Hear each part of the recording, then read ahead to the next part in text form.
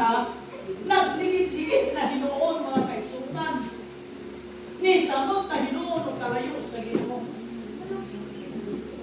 Naabay lahutay, gusto na pulong lahutay. Ha? Gusto na pulong lahutay mga kaigsunan, gusto may makubusit anak. Lahutay pagbatong patino. Ang ubusit anak, naakay nagtong mga kabalaka sa imong kinabuhi. Mo nang gidasig ka sa Ginoo lahutay brad, sister lahutay. Bisan na akay mga problema lahutay. Di ba? Ang po! Kita lang ingon si Apostol Pablo sa unang Tesalonica. Asa na ito mabasa? 5:17 o 4:17.